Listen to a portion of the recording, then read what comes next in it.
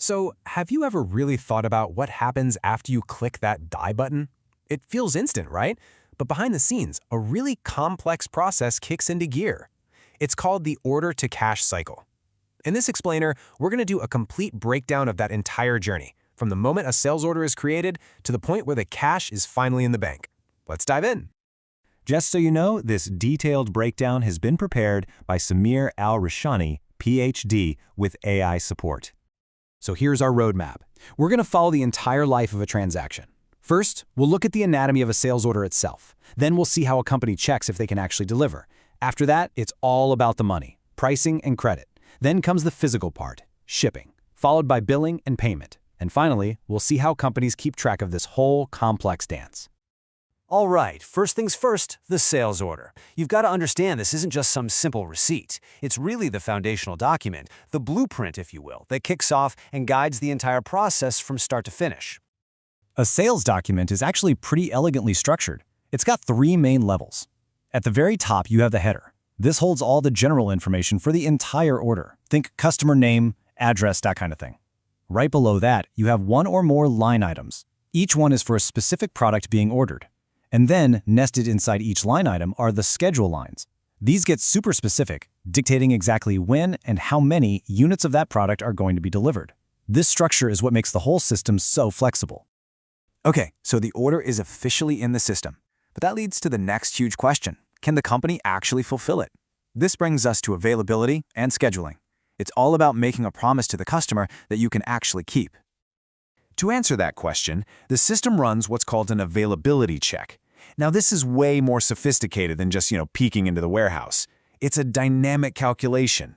It looks at all inventory movements, not just what's on hand, but also what's coming in and what other orders are going out to come up with a genuinely realistic availability date. Based on that check, the system will propose a few options. In a perfect world, if everything's in stock, it suggests a simple one-time delivery. If not, it might propose a complete delivery, but on a future date when everything is available. Or it could offer a delayed proposal, which is basically a flag for a salesperson to maybe call the customer and negotiate, perhaps splitting the shipment. So now we know if we have the product. The next piece of the puzzle is figuring out precisely when the customer is going to get it. And for that, the system uses one of 2 really smart scheduling methods to calculate that exact date. The first method, and the one the system always tries first, is called backward scheduling. And there's a good reason for that. It puts the customer's request first. The system literally starts with the customer's desired delivery date, so November 6th in this example, and it works backward in time. It subtracts the shipping time, the loading time, the packing time, all of it.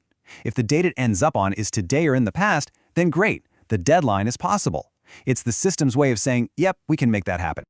But what if that backward math doesn't add up? Well, then the system automatically flips over to forward scheduling. It starts from today's date, figures out the soonest the material will actually be ready, and then it adds all the necessary time for packing, loading, and shipping forward. This calculates the absolute earliest possible delivery date that can be promised, in this case, November 7th, and it presents that new realistic date back to the customer.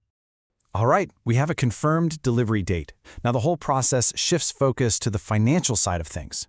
This really involves 2 crucial steps: figuring out the final price and doing a quick check on the customer's credit. Pricing actually follows that same hierarchical structure we talked about earlier. While the header will show you the grand total for the whole order, the real magic happens down at the line item level. That's where the price for each individual product is calculated and where any specific discounts or extra charges are applied. And this is where you really see the power of these modern enterprise systems.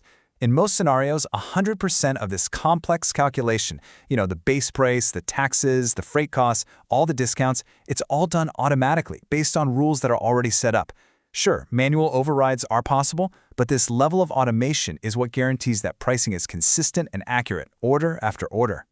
Next up is the credit check. Now, this is an optional step, but for many businesses, it's a critical risk management tool. Companies can set specific credit limits for every customer.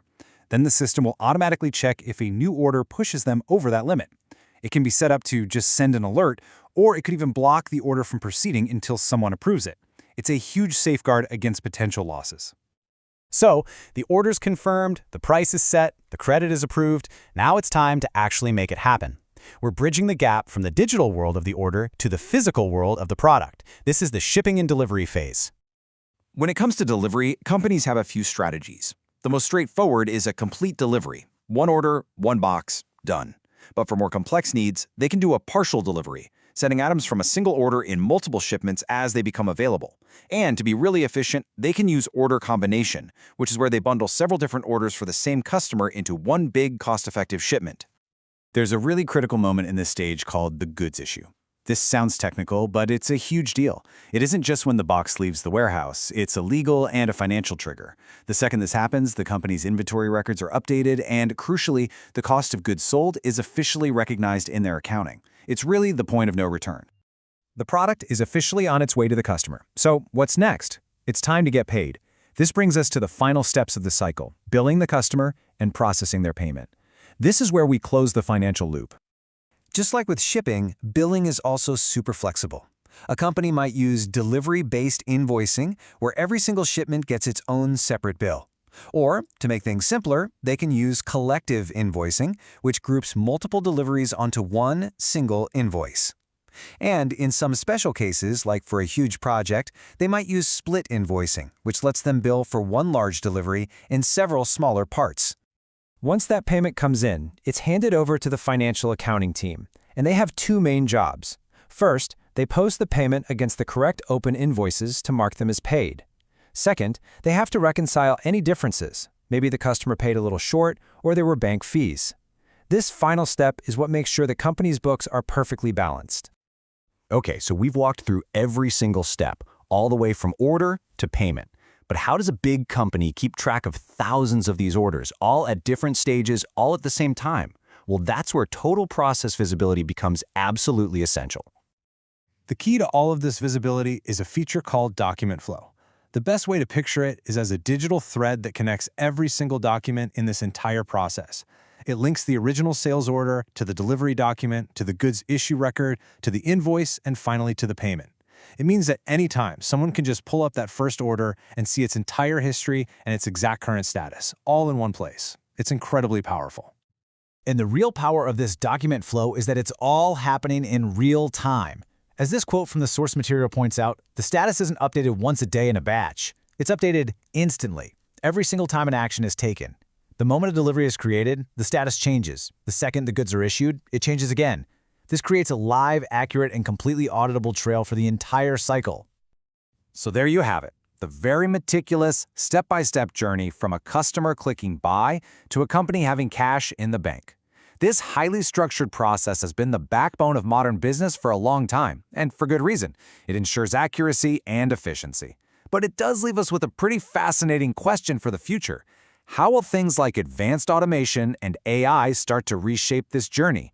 Could they one day predict demand before an order is even placed, or automate credit decisions with near-perfect accuracy? That's really where this is all headed.